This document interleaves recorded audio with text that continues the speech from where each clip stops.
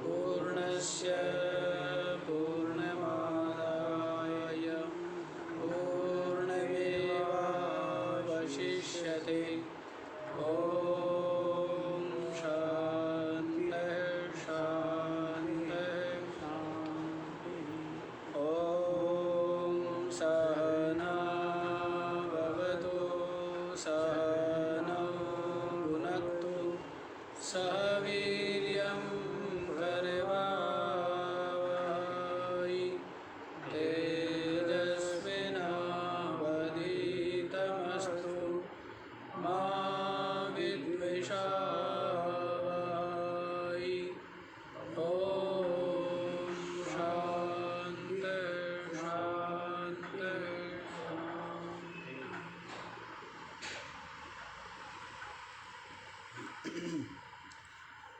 हाँ जी, त्रिगुणात्मिका माया, इसका स्वरूप आप लोगों ने समझ लिया है, माया। और जिस माया ने निर्बंध में बंधन की प्रतीति करा दी, जिस माया ने व्यापक को परिच्छिन्न कर दिया, जिस माया ने जो शुद्ध सच्चिदानंद है उसको क्या है, मलिन जड़ अज्ञानी बना दिया, तो ये माया है। तो माया का स्वरूप समझ में आया। अनादि कल्पित अभिन्न शक्ति जो है ब्रह्म की, उसको क्या कहते हैं, माया। माया तो माया से जो निष्कल, जो विशुद्ध, जो निर्मल, जो मुक्त, जो सच्चिदानंद ब्रह्म है, उसमें जगत, जीव, बंधन, मोक्ष, सुख, दुख, पाप, पुण्य सब कुछ भास रहा है माया से। किससे भास रहा है? जैसे ठूठ में पुरुष भासता है क्या, ठूठ, लेकिन मंद प्रकाश, ठूठ का अज्ञान, वो भी माया ही हुआ, तो उसके कारण से क्या भासता है, पुरुष भासता है। जैसे रस्सी के अज्ञान से क्या भासता है, सर्प भासता है, जलधारा भासती है, भूछिद्र भासता है, दंड भासता है, माला भासती है। किससे? अज्ञान से। तो वैसे ही इस ब्रह्म के अज्ञान से, माया से क्या भास रहा है, ये संपूर्ण जीव जगत भास रहा है। ये बड़ी विचित्र स्थिति है। जो भी संसार की असारता, अनित्यता को समझ गए हैं और लोक परलोक के भोग भी ये समझते कि तुच्छ है, सीमित है और क्या है, मिलने और बिछुड़ने वाला, तो मैं सर्वथा सर्वदा मुक्त हो जाऊं। क्या हो जाऊं? मुक्त, सर्वदा और सर्वथा, सब प्रकार से। अब होता तो ये है कि भूख लगी है, तो भूख अपने आप में क्या है, एक दुख है। भोजन मिल गया तो भूख तो दूर हो गई, लेकिन बाकी और दुख तो बने हुए हैं। सर्दी लग रही थी, कंबल मिल गया, तो सर्दी का जो दुख है वो तो दूर हो गया, लेकिन बाकी और बहुत दुख बने हुए। शरीर में रोग है, अब शरीर में रोग है, दवाई तो दे दी, औषधि ले ली, तो औषधि से रोग तो ठीक हो गया, लेकिन और बहुत दुख बने हुए हैं।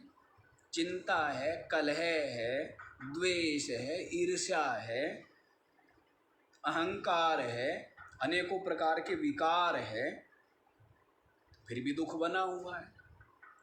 तो दुखों से सर्वदा सर्वथा मैं मुक्त हो जाऊं, ऐसा जो निश्चय, ऐसा जो दृढ़ संकल्प है, कोई कोई अत्यंत विचारवान, अत्यंत विवेकी व्यक्ति ही करता है।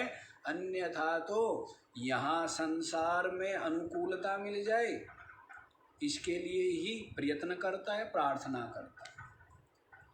इससे ऊपर ज़्यादा होगा तो हम शरीर छूटने के पश्चात हमें उत्तम लोक प्राप्त हो और वहाँ पर हमें सब प्रकार के दिव्य भोग उपलब्ध हो, उसके लिए प्रयत्न करता है। लेकिन मोक्ष के लिए, क्योंकि वो विवेकी विचारवान क्या जानता है, ये लोक भी अनित्य और परलोक भी अनित्य, वे भी मिलने वाले, बिछुड़ने वाले, वो भी, तो सबका सब अनित्यता से ग्रसित है। ऐसा अत्यंत सूक्ष्म विचारवान जो इनके तत्व को जानता है। अभी अनात्म तत्व का निरूपण चल रहा है ना जी, आत्म तत्व और अनात्म तत्व।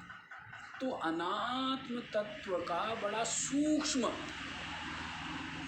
विचार जिसके पास है, बड़ा सूक्ष्म समझ लिया है इसको, खूब है, ऊपर नीचे उलट पलट करके, आगे पीछे देख करके कि क्या वास्तविक तत्व है, इसमें क्या सार है, यही समझ में आता है कि सबका सब जो है विनाशी है, नष्ट होने वाला, वियोग हो जाने वाला, सदा ना रहने वाला।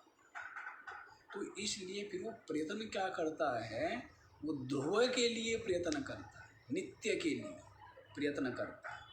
इसी को परमात्म प्राप्ति का पथ अध्यात्म भी है, यही। हाँ जी, तो ये माया का इतना बड़ा विस्तार, सब सारा का सारा विस्तार किसका है, माया। ये माया है, माया त्रिगुणात्मिका बतला दिए हैं, रजोगुण, तमोगुण रूपा और सत्वगुण। माया के रजोगुण की जो विक्षेप शक्ति है, उसके द्वारा क्रिया होती है। राग आदि जो धर्म है चित्त में, वो माया के रजोगुण से।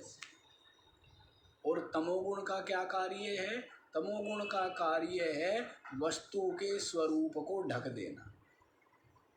माया के तमोगुण की आवरण शक्ति, क्योंकि देखो माया है ना, अलग अलग काम करती है, अलग अलग क्या करती है? जैसे घर में गृहिणी रोटी भी बनाती है, तो तब तो वो क्या है, वो रसोइया है। और जब सफाई करती है तब क्या है, वो है, तब वो सफाई कर्मचारी है। और जब वो पढ़ाती है बच्चों को तब क्या है, वो तो मास्टर है ना। तो वैसे ही माया भी है। तो माया के 3 गुण हैं। जो सत्व गुण है उसका क्या कार्य है, सत्व गुण का कार्य जो है वो क्या है, प्रकाश बतलाया है। क्या बतलाया था, धर्म में प्रवृत्ति, मोक्ष की इच्छा, प्रसन्नता है, ये प्रसन्नता आदि बतलाए हैं। तो सत्वगुण का, फिर जब रजोगुण की प्रधानता होती है तब जो है क्रिया है, क्रिया की जाती है। और जब तमोगुण की प्रधानता होती है तो बतला दिया था निद्रा, आलस्य, प्रमाद, मूढ़ता, जड़ता, ये सब होते हैं आवरण से। तो ये समझना पड़ेगा कि माया की जो सत्वगुण है उससे क्या हुआ, माया के सत्वगुण में आत्मचेतन प्रतिबिंबित हो करके जीव भाव को प्राप्त हो गया। स्पष्ट समझ लेना। पर आप लोग उतना शायद गहन विचार नहीं करोगे, गहन विचार नहीं करोगे तो संशय भी नहीं होगा। तो एक तरफ से तो कहना लाभ की बात है, लेकिन हम जैसे व्यक्ति विचार करते हैं कि कैसे तो जीवत्व हुआ माया से, कैसे माया से क्रिया हुई और कैसे, मतलब इन तीन गुणों को कहने का लाभ क्या है? सद्गुण कह दिया, रजोगुण कह दिया, तमोगुण कह दिया, ठीक है, ये कहे भी जाते हैं, इनके धर्म भी बतलाए जाते हैं, माया त्रिगुणात्मिका है ये भी हम जानते हैं। लेकिन अब ये इनका अलग अलग समझना कि माया के सत्वगुण से क्या आता है? ब्रह्म में जीवत्व भासता है, ठीक है। माया के रजोगुण से क्या होता है? क्रिया होती है। और माया के तमोगुण से क्या होता है? अपना स्वरूप ढका जाता है। क्या होता है? अपना स्वरूप ढका जाता है। ये जो कारण है ना, कारण, तमोगुण को कारण माना गया। अभी कारण शरीर आप आगे आ भी रहा है। कारण शरीर किससे बनेगा? तो कारण शरीर जो तमोगुण है ना, जो तमोगुण का कार्य होने से, तमोगुण की प्रधानता होने से ये बन पाएगा कारण से। तो मांडुक्य कारिका में आता है कि जो तमो अवस्था है, सुषुप्ति अवस्था, ये कारण है। जागृत और स्वप्न की कारण क्या बतलाई है? सुषुप्ति को बतलाया। और वहाँ पर समझाते, क्योंकि सुषुप्ति का मतलब क्या? अज्ञान। सुषुप्ति का मतलब है आत्मा का अज्ञान। तो जब पहले अज्ञान होगा तभी तो कुछ और भासेगा। पहले क्या होगा? पहले अज्ञान होगा, फिर कुछ और भासेगा।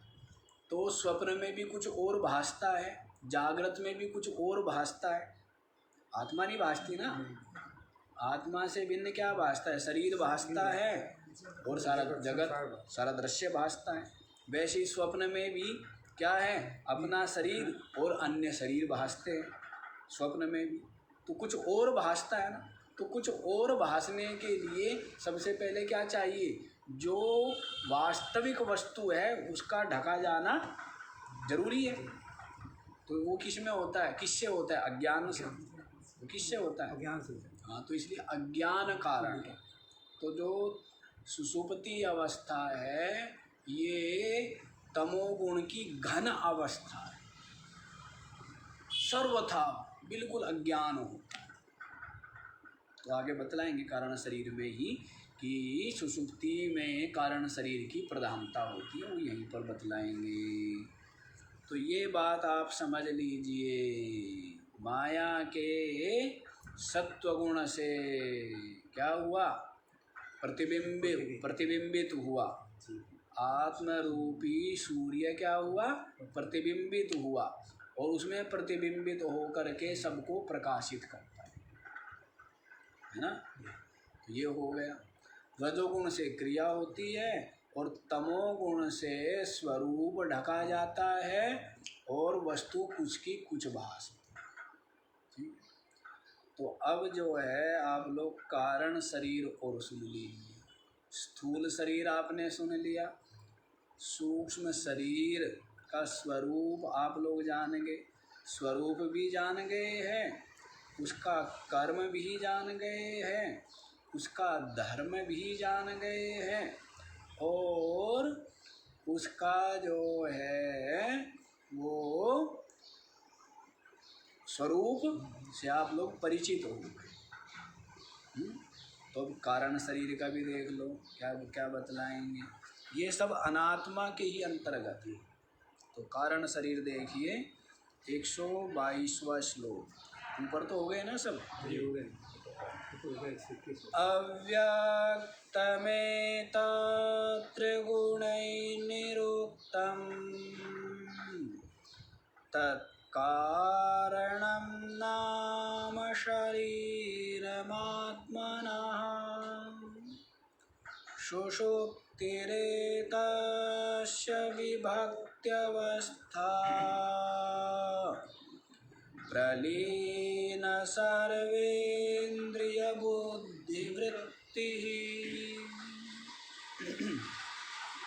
अव्यक्तम् एतत् एतत् त्रिगुणैः निरुक्तं तत्कारणं नाम शरीरं आत्मनः सुषुप्तिः एतस्य विभक्ति अवस्था प्रलीना सर्वेन्द्रिय बुद्धिवृत्तिः वृत्तिः एतत् अव्यक्तम। ये क्या है? ये अव्यक्त है। अव्यक्त माने जो व्यक्त नहीं है। माया को क्या कहा था? अव्यक्त कहा। और माया का जो कार्य है वो सबका सब क्या है? व्यक्त है। माया का कार्य क्या है? व्यक्त है। और माया क्या है? अव्यक्त। तो त्रिगुणैः निरुक्तं तत् अव्यक्तम। जो तीन गुणों के द्वारा कहा गया है वो क्या है? अव्यक्त है, माया। तीन गुण बताए ना, सत्वगुण, रजोगुण और तमोगुण। इन तीनों गुणों के द्वारा जो इनका गुण धर्म बतलाए, जो इनका कर्म बतलाया, स्वभाव बतलाया, तो इसके द्वारा क्या हुआ? अव्यक्तम निरुक्तम। अव्यक्त का ही स्वरूप बतलाया गया, माया को कहा गया। तत् आत्मनः कारण शरीरम नामः। वह जो है ना, आत्मनः, इस जीवात्मा के कारणम शरीरम नाम। क्या नाम है उसका? कारण शरीर उसका नाम। उसका नाम क्या है? कारण शरीर। त्रिगुणात्मक जो माया है, जिसको अव्यक्त इस नाम से कहा गया है, तो वो क्या है? इस जीवात्मा का कारण शरीर। स्थूल शरीर, सूक्ष्म शरीर और कारण शरीर। स्थूल शरीर दिख रहा है स्पष्ट, हमारी इंद्रियों का क्या हो रहा है? विषय हो रहा है। क्या? ये स्थूल शरीर। और हमारा जो ये सूक्ष्म शरीर है, ये भी हमारे अंतःकरण का विषय हो रहा है। जान रहे हैं ना अपने सूक्ष्म शरीर को, अपनी इंद्रियों को, प्राणों को, हैं, और जो है अपने अंतःकरण को जान रहे हैं ना। तो ये क्या हुआ? सूक्ष्म शरीर। अब कारण शरीर बतलाते हैं। अज्ञान वही कारण है। वही क्या है? वही ब्रह्म के जीव बनने में कारण है। इसी के कारण से क्या बना है ये? कारण इसलिए भी कहेंगे इसको क्योंकि यही सूक्ष्म शरीर और स्थूल शरीर का कारण है। यदि कारण शरीर ना हो तो सूक्ष्म शरीर का अस्तित्व संभव है क्या? और सूक्ष्म शरीर ना हो तो कारण वो स्थूल शरीर का अस्तित्व संभव है क्या? है? कारण शरीर से क्या होता है? सूक्ष्म शरीर। कारण शरीर से सूक्ष्म शरीर। और सूक्ष्म शरीर के जो संस्कार है, वासना है, उसके अनुसार क्या मिलता है? स्थूल शरीर मिलता है। स्थूल शरीर का कारण सूक्ष्म शरीर और सूक्ष्म शरीर का कारण कारण शरीर। और कारण शरीर क्या है? ये माया।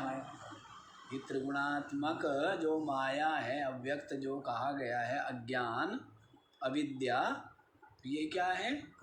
यही कारण शरीर। और ये कारण शरीर कैसे निवृत्त होता है वो तो पीछे बतला दिया था माया का। जब बतलाया था, क्या बताया था? कि केवल ब्रह्मात् शुद्धाद्वय ब्रह्म विबोधनास्य। शुद्ध अद्वय ब्रह्म के ज्ञान से ही नष्ट होती है ये माया।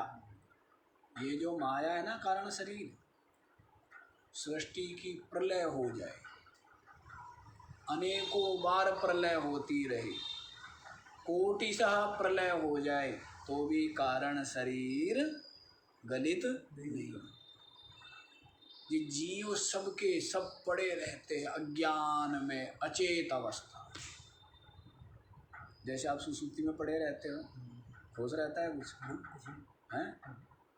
कुछ होश रहता है क्या?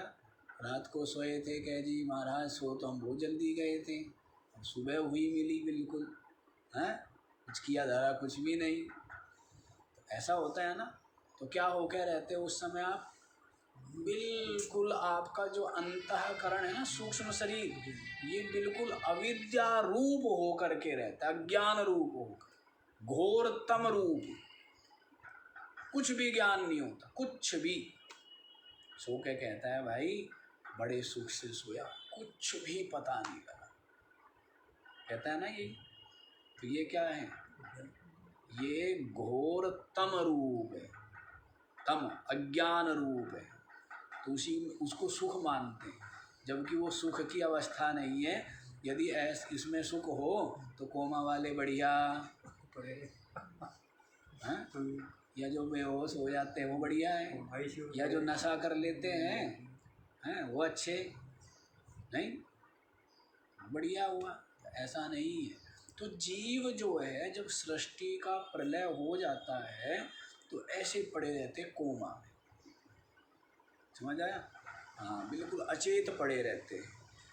तो फिर जो है ब्रह्मा जी के मन में जीवों के कर्म फल भोग, जब जीवों के कर्म फल देने को जब पक तैयार हो जाते हैं, तब जो है ब्रह्मा जी नवीन सृष्टि की सृजन करते हैं। तो तब ये इस प्रकार से सृष्टि की क्या चलती है? उत्पत्ति, स्थिति और लय। तो मतलब कहने का भाव है, जब तक ये कारण शरीर है, अनेकों प्रलय हो जाने के पश्चात भी इस जीव की मुक्ति। अब प्रलय में तो क्या है, सब लोक परलोक ब्रह्मलोक सबके सब ढह जाते हैं, सबके सब क्या हो जाते हैं? सब विलीन हो जाते हैं माया में, सबके सब समाप्त हो जाते हैं प्रलय में, जिसको महाप्रलय बोला है। उस महाप्रलय में तो कुछ रहता नहीं है। ब्रह्मा विष्णु शिव वो भी सब अपने अपने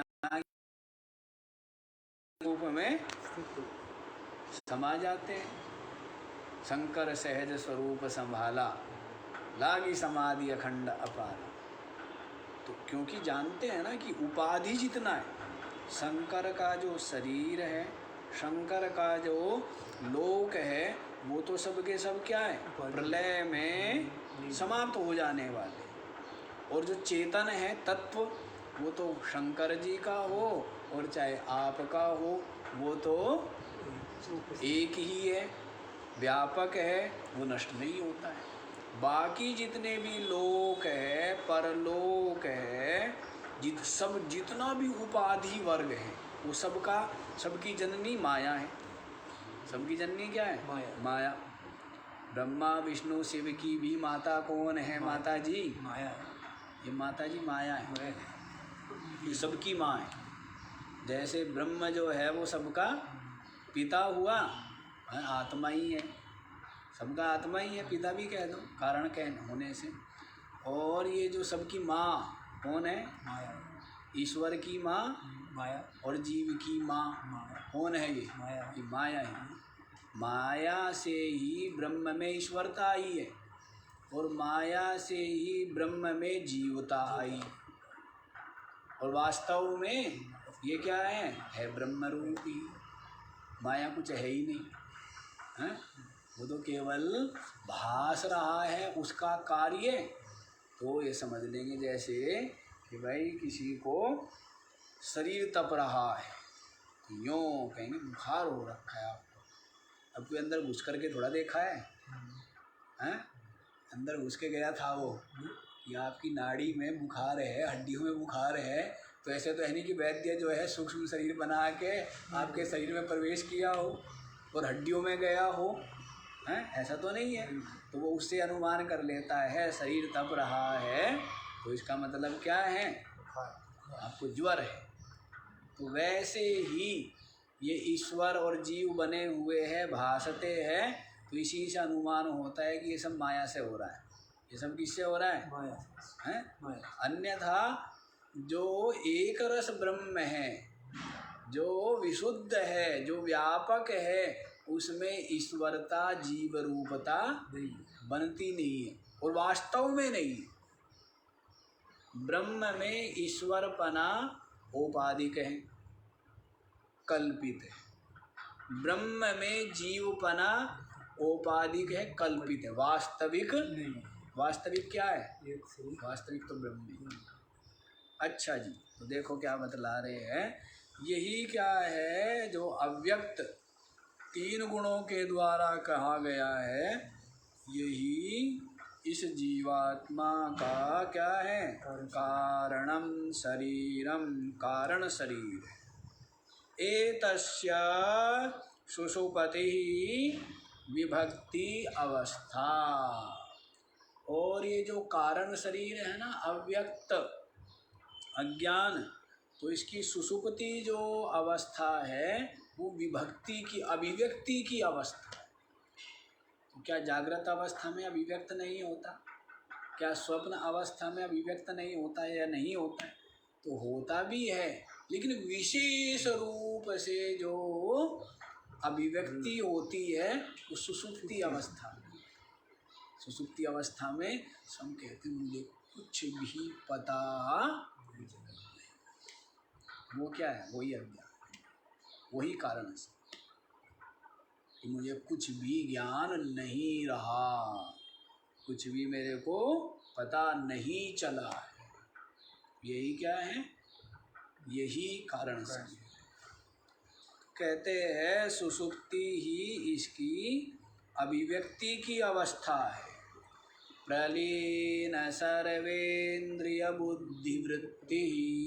क्या होता है सुषुप्ति अवस्था में? सर्वेन्द्रिय, समस्त इंद्रियों की और बुद्धि वृत्ति क्या होती है? सुषुप्ति अवस्था में इस अव्यक्त में ही प्रलीन, विलीन हो जाती। अज्ञान में क्या होती है? अज्ञान में ही जो समस्त इंद्रिय और बुद्धि वृत्ति विलीन हो जाती है उस अज्ञान में, तो उसकी विशेष अवस्था वो। जैसे पहले भी आपको बताया, जागृत अवस्था में किसकी प्रधानता होती है? स्थूल शरीर की। जागृत अवस्था में किसकी प्रधानता है? और स्वप्न अवस्था में सूक्ष्म शरीर की प्रधानता होती है, और सुषुप्ति अवस्था में कारण शरीर की, है ना। अब आप जागृत अवस्था में सब स्थूल शरीर से ही देखते हैं ना, सब किससे अनुमान करते हैं? सब व्यवहार किससे होता है? सारा भोजन, वस्त्र, स्नान, गमनागमन, ये सब क्या हो रहा है? और दूसरा जो हमारे विचार है, जो भी हमारे भाव है, भक्ति है, उनकी भी अभिव्यक्ति स्थूल शरीर से ही होती है ना। किससे होती है? स्थूल शरीर से ही होती है। तो ये जो जागृत अवस्था है, ये क्या है? ये स्थूल शरीर की प्रधानता है।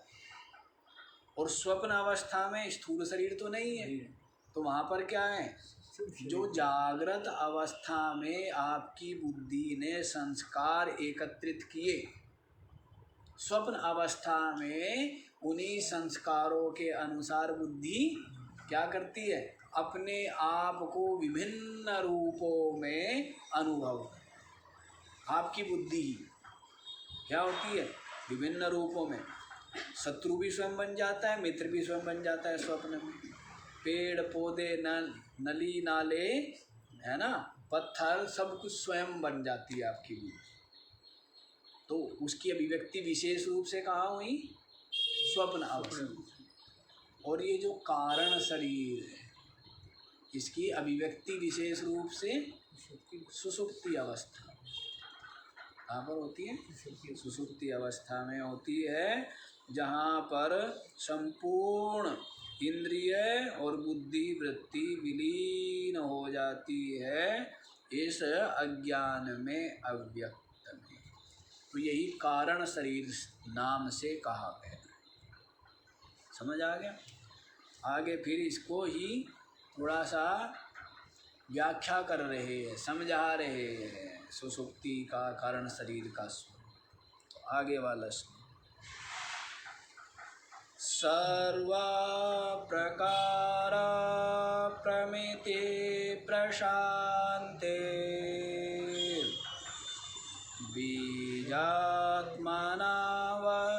बीजात्मनावस्थितिरेव बुद्धे सुषुप्तिरेतस्य किल प्रतीतिः किंचन वेद्मीति जगत्प्रसिद्धे। सर्व प्रकार प्रमिति प्रशांति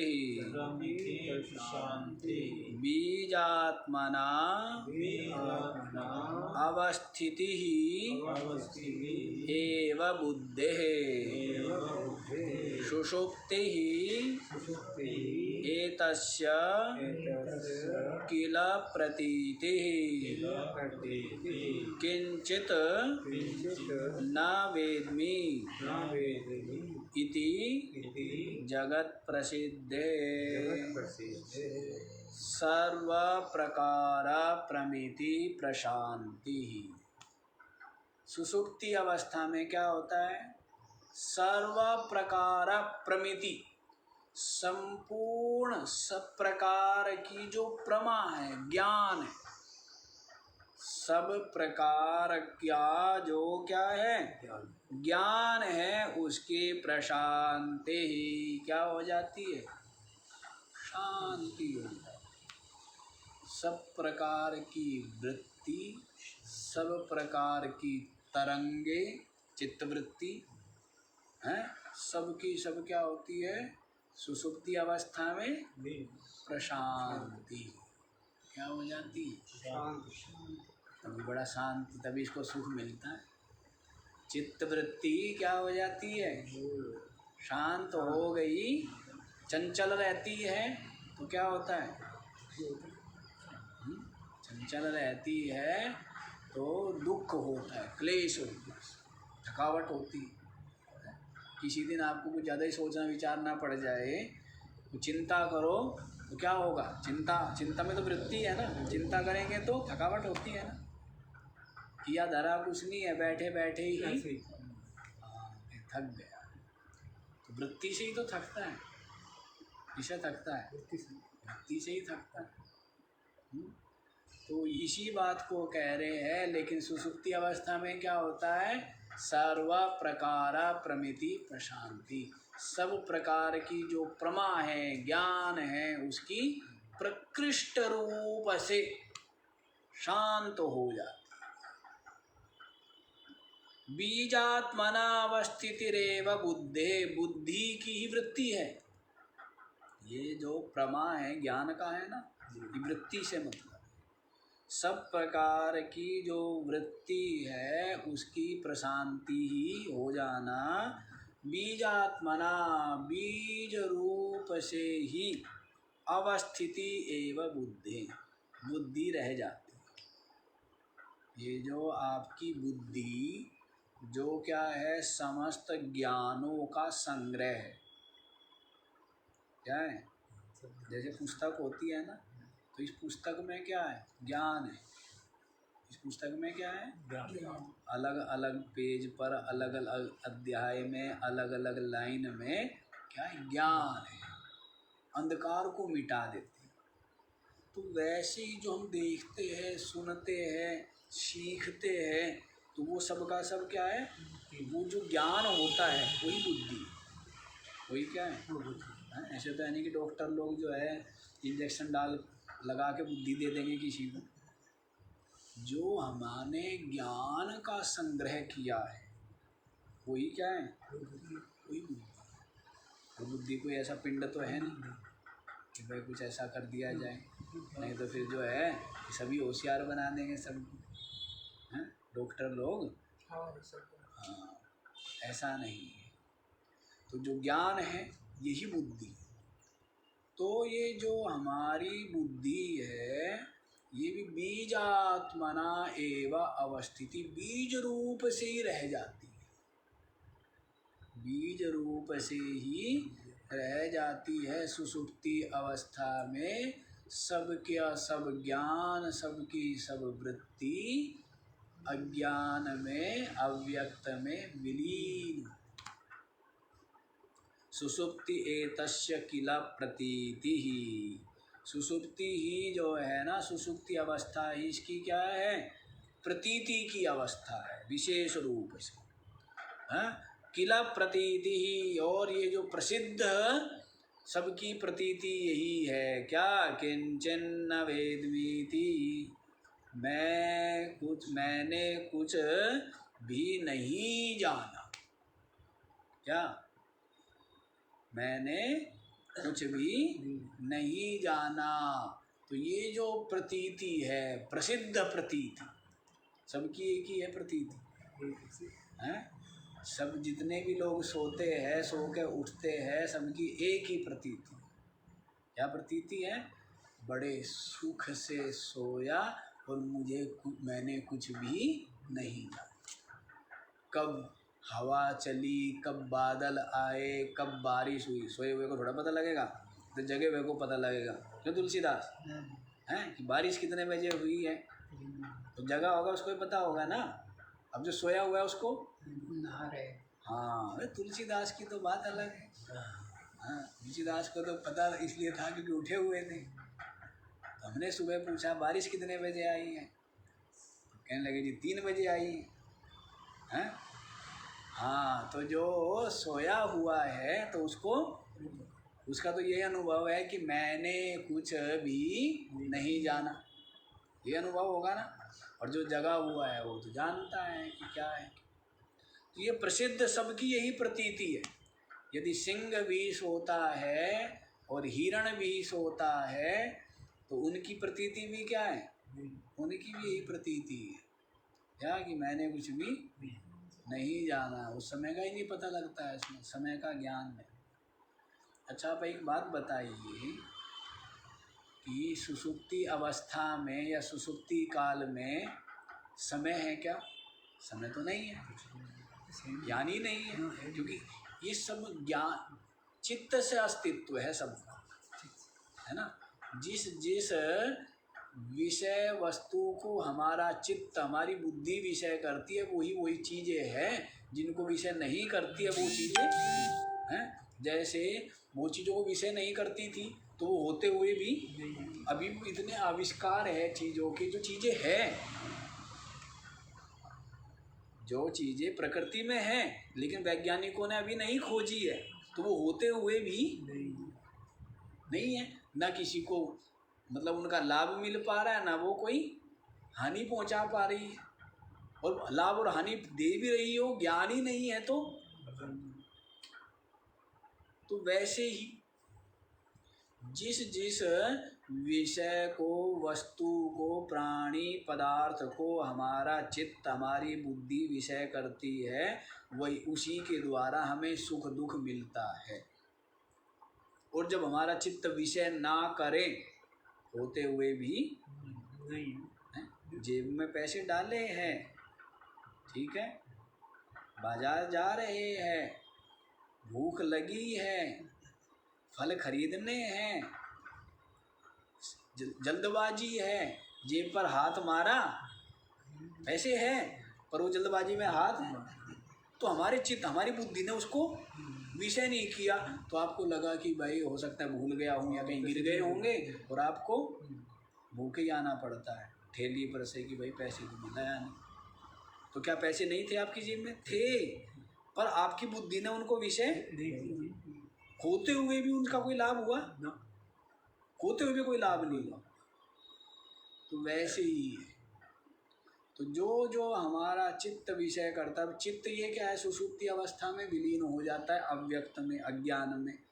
तो इसलिए कुछ भी वहाँ पर काल आदि नहीं। वैसी जो अपना स्वरूप है, अब आपको सोने में जो 6 घंटे लगे, अब किसी व्यक्ति को कहा जाए कि आप 6 घंटे बैठिए, आपकी ट्रेन 6 घंटे लेट है, कैसा रहेगा चंद्रकांत जी? स्टेशन पर आप पहुंच गए हैं और वहाँ पर आपको सूचना क्या मिली है? महाराज इतना आनंद आ जाएगा कोई सीमा नहीं। हम तो माला लेके बैठ जाते थे।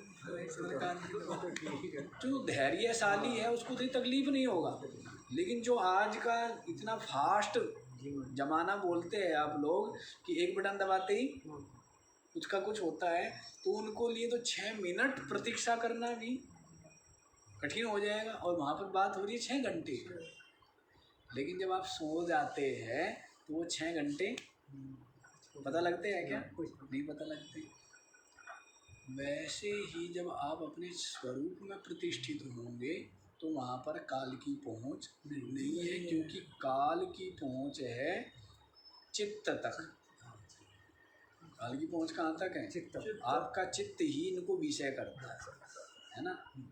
तो अपने स्वरूप में ना प्रातः काल है, ना मध्याह्न है, ना सायंकाल है, न दिन है न रात है, न सर्दी है न गर्मी है, न चंद्रमा है न सूर्य है ना, ना घड़ी है न घंटे है, कुछ नहीं है।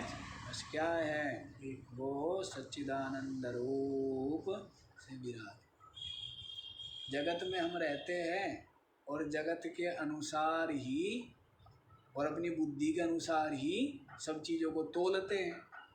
तो ऐसा कोई संसारी व्यक्ति हो या साधारण बुद्धि वाला साधक हो, वो कहेगा महाराज भजन में 2 घंटे बैठना ही कठिन है और ब्रह्म में सदा सदा के लिए प्रतिष्ठित होना तो हम तो संसार में ही ठीक है। जो है उसी में, वो संसार में ठीक है जी, हम तो। हाँ, आप कहते हो भजन में हमें 20 मिनट बैठना ही मुश्किल हो जाता है, वो 20 मिनट ही 20 घंटे लगते हैं, और आप कह रहे हो उस ब्रह्म में सदा प्रतिष्ठित रहो अपने स्वरूप में, बड़ा मुश्किल हो जाएगा।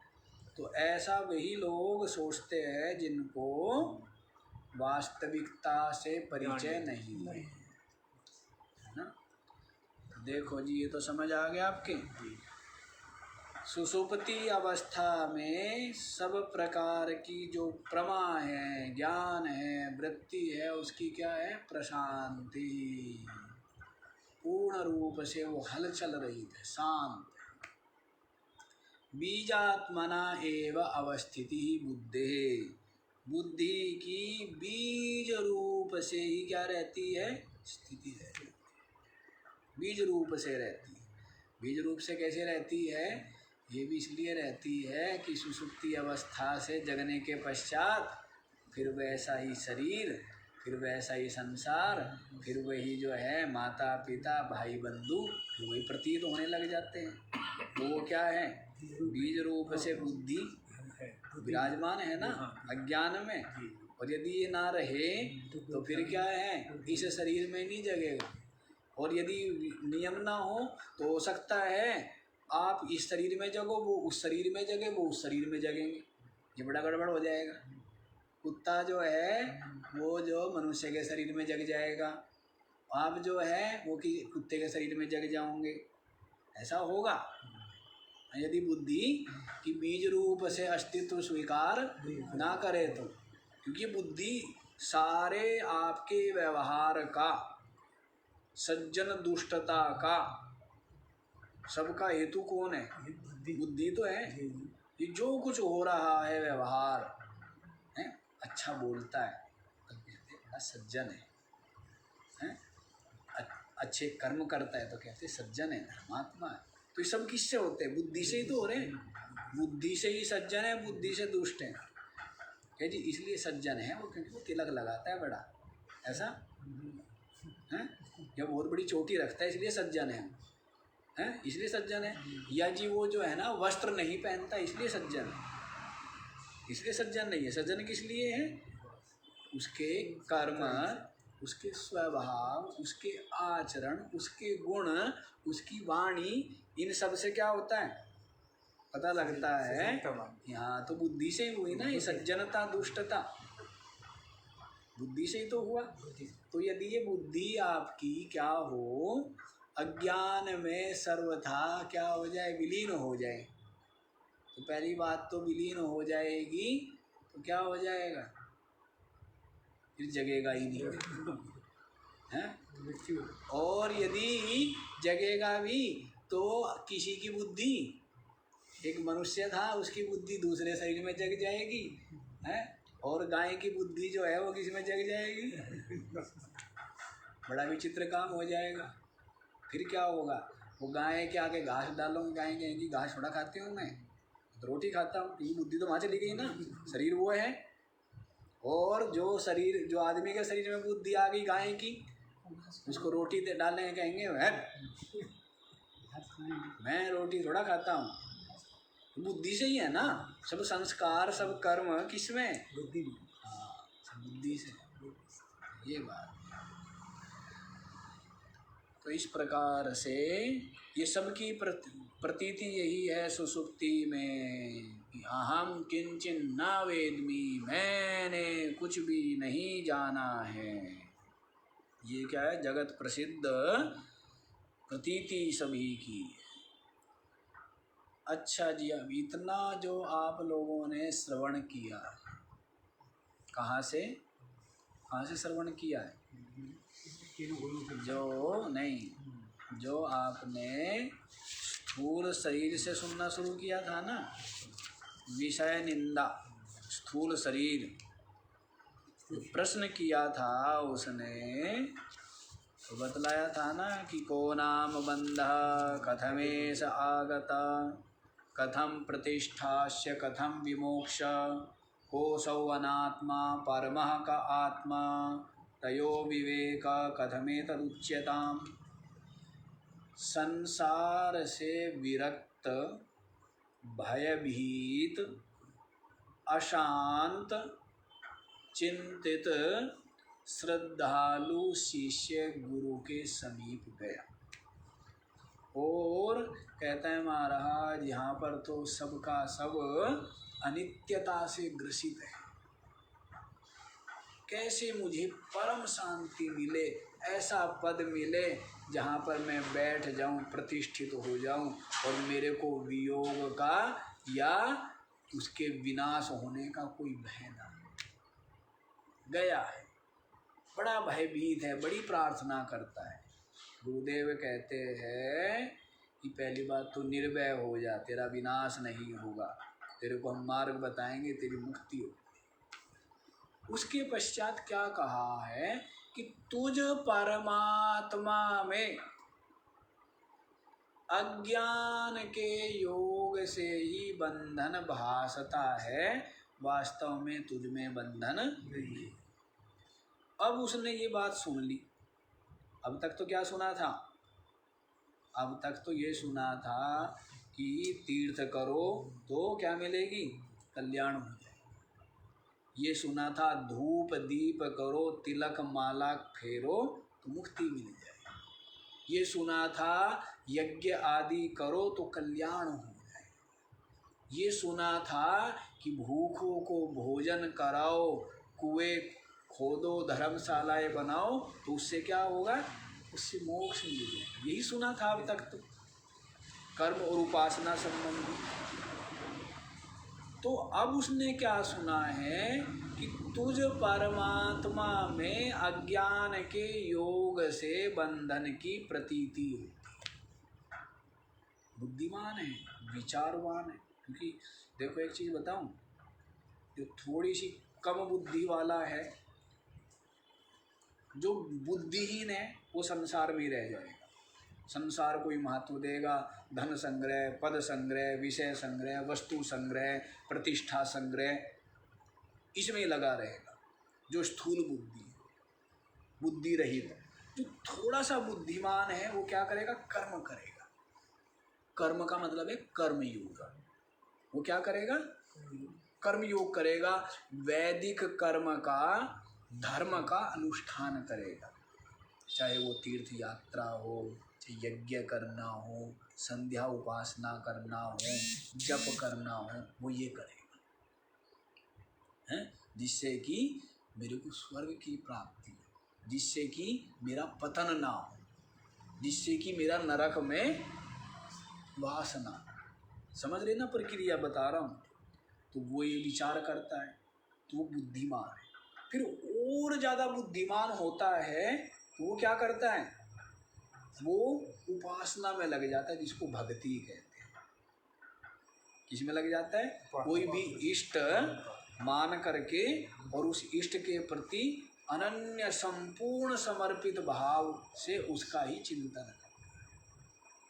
तो जो और ज़्यादा बुद्धिमान है वो क्या है, उपासना में लग जाता है, भक्ति में लग जाता है। अनेकों भक्त, चाहे ध्रुव है, चाहे प्रहलाद है, प्रसिद्ध है, तो भक्ति में लग जाता है, वो बुद्धिमान है। लेकिन ये जो ब्रह्म विद्या है, यहाँ पर तो कोई अत्यंत विचारवान, अत्यंत सूक्ष्म प्रज्ञावान, अत्यंत विवेकी कोई पहुँचता है। तो यूँ समझ लीजिए कि जैसे न पढ़ना सबको अच्छा लगता है, बच्चों को विद्यालय में न जाना अच्छा लगता है। अब तक तो यहाँ भारत में साक्षर दर भी बहुत कम रही है, क्योंकि पढ़ते ही नहीं थे, तो न पढ़ना अच्छा लगता है। तो जो पढ़ना नहीं चाहते वो तो वे संसारी। पढ़ना नहीं चाहते मतलब कर्म के मार्ग पर, भक्ति के मार्ग पर या ज्ञान के मार्ग पर नहीं चलना चाहते, वो सब के सब क्या हुए, अनपढ़ हुए, संसारी। उसके पश्चात जो प्राइमरी चला गया, प्राइमरी विद्यालय में गया, वो कहाँ गया, कर्म कांड में आ गया। कहाँ पर आ गया, कर्म कांड में लग गया। यज्ञ करो, प्रातःकाल स्नान आदि करके संध्या वंदन करो, है ना, देव यज्ञ, पितृयज्ञ, ऋषि यज्ञ, नृयज्ञ, ब्रह्म यज्ञ आदि सब करो। वो क्या है, ये साधारण बात नहीं है, साधारण छोटी बात नहीं है। संसार से ऊपर उठ गई बुद्धि छोटी बात है क्या। तो कर्म कांड में लग गए। फिर और ज़्यादा बुद्धि विवेक विचारवान हुआ तो फिर वो क्या लग गया, कहाँ लगा, भक्ति में, उपासना। तो ये समझो क्या हुआ कि वो हाई स्कूल में आ गया, इंटर कॉलेज में आ गया, और ये जो ब्रह्म ज्ञान है तो PhD है। अब लाखों विद्यार्थी पढ़ते हैं, करोड़ों पढ़ते हैं, PhD कितने करते हैं, हाँ जी, थोड़ी करते हैं। तो ये तो अंतिम विद्या, ये समझ लेना है। तो यहाँ पर तो कोई पहुँचेगा, कोई। तो ये आपको बताया था कि जैसे ही गुरुजी ने शिष्य को कहा, तुझ परमात्मा में अज्ञान के योग से बंधन की प्रतीति होती। देखो एक चीज़ आपको बताऊं, पुस्तक आपके सामने, पुस्तक में सब नाम डाल करके निरूपण किया हुआ है, लेकिन इसको व्यवस्थित करना, एक मोती बिखरे पड़े हैं, उनको धागे में पिरोना, व्यवस्थित करना, वो नहीं हो सकता है, वो सब नहीं कर पाएंगे। तो वो मैं व्यवस्थित कर रहा हूँ, उसको समझ लीजिए कि मैं क्यों कह रहा हूँ ये चीज़, ये प्रश्न कहाँ से आ गए और ये इतना विस्तार वर्णन क्यों किया जा रहा है। तो जैसे ही उस अत्यंत वैराग्यवान, विचारवान, विवेकी जिज्ञासु ने सुना कि तुझ परमात्मा में अज्ञान के योग से बंधन है, बस पकड़ लिया उसने बात, और उसने प्रश्न किया है। जब गुरुजी ने कहा प्रश्न कर, तो उसने प्रश्न किया है कि को नाम बंधा कथमेश आगता, कथम प्रतिष्ठास्य कथम विमोक्ष, को असौ अनात्मा परमः का आत्मा, तयो विवेक कथमे तदुच्यताम। 7 प्रश्न किए थे ना, श्लोक बता दूँ, क्योंकि आप लोगों का काम ऐसा ही है, बुलक्कड़ होना। ये देखो जो बतलाया था आपको, 49वां श्लोक जो है इसमें बतलाया था अज्ञान के योग से तुझ परमात्मा में अनात्म बंधन है और तथा एवं संसृति, उसी से क्या है, संसार जन्म मरण की प्राप्ति। तयोर विवेकोदित बोधवन्नी, विवेक बोल दिया है, तयो दोनों के विवेक हो जाने पर, विवेक माने अलग अलग कर दिए जाने से, बोधवन्नी इसके द्वारा, अग्नि ज्ञान अग्नि के द्वारा अज्ञान कार्यम प्रदहित समूलम, अज्ञान के कार्य को मूल के सहित जला डाले। फिर उसके पश्चात नीचे प्रश्न है 51वां श्लोक में। क्या प्रश्न है? को नाम बंध कथमेश आगता कथम प्रतिष्ठास्य कथम विमोक्ष को असौ अनात्मा परमः क आत्मा तयो विवेकः कथमेतदुच्यते। 7 प्रश्न हुए।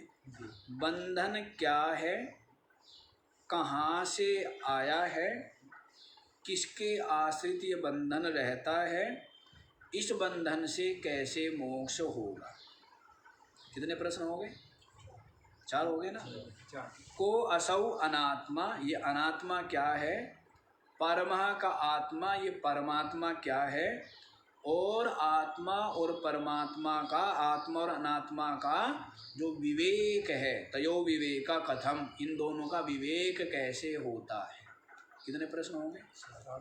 ये 7 प्रश्न। तो ये 7 जब उसने सुना, ये 7 प्रश्न उसने किए, तो अब इन 7 प्रश्नों में ही हम पहले प्रश्न का उत्तर दे रहे हैं। पहला प्रश्न बंधन का नहीं बतला रहे, अभी हमने बताया कि देख भाई, आत्मा और अनात्मा, क्या बतलाए? आत्मा और अनात्मा, और उसमें भी अनात्मा का विस्तार पूर्वक कथन किया। कहाँ से? स्थूल शरीर से ले करके और माया प्रिय, कहाँ से शुरू किया था, है ना? आप देख लीजिए, स्थूल शरीर से आरंभ किया है, और स्थूल शरीर से लेकर के बताया, स्थूल शरीर की सृष्टि बताई, स्थूल शरीर का कर्म बतलाया, स्थूल शरीर के धर्म बतलाए, और स्थूल शरीर में आसक्ति करके जो विषय संग्रह या विषय सेवन, उनकी जो आसक्ति होती है, ये सब बतलाया। तो स्थूल शरीर से लेकर के माया पर्यंत सबका सब क्या है? अनात्मा। सबका सब क्या है? अनात्मा। तो अब तक आपको अनात्म निरूपण जो किया है, अब ये प्रसंग यहाँ पर यही आ रहा है, यही बतलाएंगे कि देखो यहाँ तक अनात्मा। तो इनको भी बता दिया जाए क्या? अब 1 मिनट रह गई है, बता क्या दिया। ये सब जो बतलाया है ये अनात्मा का निरूपण है। अब इसकी भूमिका ये बतानी जरूरी थी, क्योंकि आगे आगे पढ़ते जाते हैं आप लोग, पीछे पीछे भूलते जाते हैं। तो ये स्पष्ट समझ लो, शुरुआत कहाँ से हुई है? आत्मा और अनात्मा। आत्मा अनात्मा के ऊपर ही सब टिका हुआ है। बंधन मोक्ष बीच के ऊपर टिका हुआ है, इनका जो विवेक है वो भी इसके ऊपर टिका हुआ है। सब किसके हुए? 7 प्रश्न जो है किसके ऊपर टिके हुए? आत्मा अनात्मा। आत्मा अनात्मा। इनका विवेक कर लेंगे, पीछे बताया ना, तयोर विवेकोदित बोधवन्नी अज्ञान कार्यम प्रदहित समूलम। क्या बतलाया है? आत्मा अनात्मा के विवेक से उत्पन्न जो ज्ञान रूपी अग्नि है, उस अग्नि के द्वारा अज्ञान और अज्ञान का जो कार्य है इसको जला डालो। अज्ञान क्या है? माया। और इसका कार्य क्या है? सारा अनात्म प्रपंच, इसको जला डालो। तो ये प्रक्रिया है। नहीं ऐसे नहीं मत समझ लेना कि आप विषय आते जाए, आप पढ़ते जाए, समझते जाए, लेकिन ये भूल जाए कि भाई ये कैसे संबंधित है ना। होता क्या है कि जैसे कहानी होती है, तो कहानी पर आप एक उसमें धारावाहिकता होती है। कहानी क्या होती है? धारावाहिक होती है ना। तो तो लेकिन जो ज्ञान के विषय होते हैं उनको व्यक्ति धारावाहिक नहीं बना पाता, तो ना तो श्रोता में रुचि हो पाती है और ना विषय स्पष्ट हो पाता है। पुस्तक भी धारावाहिक होती है, हमारे जो ग्रंथ है वो भी धारावाहिक होते हैं, है ना।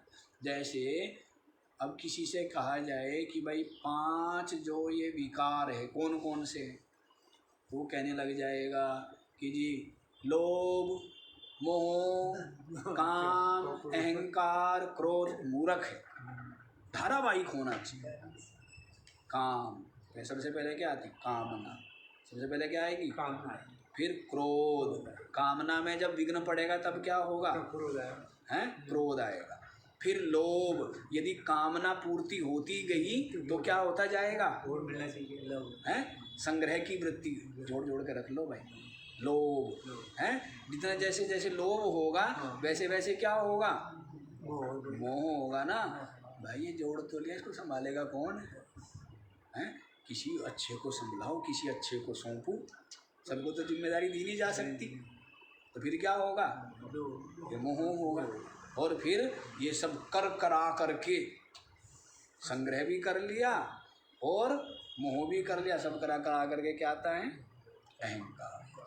तो कहने का भाव है सब धारावाहिक होना चाहिए। यूँ ही नहीं कोई बात कहीं की ईंट कहीं पकड़ दी, कहीं ईंट लगा दी, कहीं पत्थर लगा दिया, ऐसे थोड़ा होता है। धारावाहिक होना चाहिए। तो वैसे ही ग्रंथ में जो विषय चल रहे हैं वो धारावाहिक है। तो यूँ मत समझ लेना कि जो मन में हुआ वो विषय बोल दिया, जब मन में हुआ वो विषय बोल दिया, ऐसा नहीं है। तो इसलिए समझ लीजिए पहले वो साधन संपन्न, विवेक, वैराग्य, षट संपत्ति, मुमुक्षुता से युक्त है, जिज्ञासु और श्रद्धा से युक्त होकर के ब्रह्मनिष्ठ सद्गुरु के चरणों में उपस्थित हुआ है। उनकी सेवा, स्तुति आदि से उनको संतुष्ट किया और अपनी जो हृदय के भाव था, वैराग्य था, जगत को लेकर के जो उसका चिंतन था, वो उनकी आज्ञा पा करके उनको बताया, निवेदित किया और बतलाया अपना दुख, अपना क्लेश। और उन्होंने कहा, गुरुजी ने, माँ बहिष्ट विद्वस् नास्त्य तव पायः, संसार सागरेस्त्यस्मिन् उपायः। डर मत, तेरा विनाश नहीं होगा, तेरा विनाश नहीं होगा। हाँ, इस संसार सागर से पार होने का उपाय है। तदेव मार्गम तव निर्दिशामि, वही मार्ग मैं तुझे बताऊंगा। येनैव मार्गेण यतयो यस्य पारम, येनैव मार्गेण याता यतयोस्य पारम, तदेव मार्गम तव निर्दिशामि। चिंता मत कर, जिस मार्ग से अनेकों यति, सन्यासी, त्यागी, तपस्वी पार हो गए संसार से, वही मार्ग मैं तुझे बताऊंगा, चिंता मत कर। और फिर क्या कहा है कि चलते बिल्कुल अपनी बात समाप्त संक्षेप में कहते हुए कि तुझ परमात्मा में, और ही बातें सुनी थी, जीव सुना था कि तू जीव है, तू पापी है, तू धर्मी है, तू कुकर्मी है, हैं? तू ये है, तू कामी है, तू क्रोधी है, तू लोभी है, तू मोही है, तू अहंकार, ये सुना था परमात्मा की। तू परमात्मा है, ये कहीं सुना था? तू परमात्मा है, ये तो गुरु जी ने क्या कहा? तुझ परमात्मा में। क्या बात हो रही है? मैं परमात्मा, तुझ परमात्मा में अज्ञान के योग से बंधन है, वास्तव में तुझ में बंधन नहीं है। जब ये बात ज्ञान कही तब शिष्य का तो इतनी शीघ्र समाधान होता नहीं है। और जो संसार की में बुद्धि लिप्त है, संस्कार वैसी पड़े, लिप्त तो नहीं है, उसकी वैराग्यवान है, पर जैसे संस्कार है जैसे ज्ञान है, उसको तो ये ज्ञान कभी उसने तो सुना ही नहीं था कि मैं परमात्मा, यही सुना था कि मैं तो जीव हूँ। तो जब उसको पता लगा कि सुना कि तुझ परमात्मा में अज्ञान के योग से बंधन है, तब गुरुजी ने कहा जो तेरे को पूछने पूछ। तब उसने वो 7 प्रश्न किए। बंधन क्या? मुक्ति। बंधन किसके आश्रित है ये, और कैसे मोक्ष मिलेगा? कहाँ से बंधन ये आ गया है, कैसे मुक्ति मिलेगी। ये अनात्मा क्या है, आत्मा क्या है, और आत्मा अनात्मा का विवेक कैसे होता है। इन्हीं 7 प्रश्नों का समाधान आपकी विवेक चूड़ामणि में कर रहे हैं। पहले प्रश्न उठाए आत्मा अनात्मा, उसमें भी अनात्मा का स्वरूप बताया है, और जो थोड़ा बहुत है इसका विचार करो। ओम पूर्णमद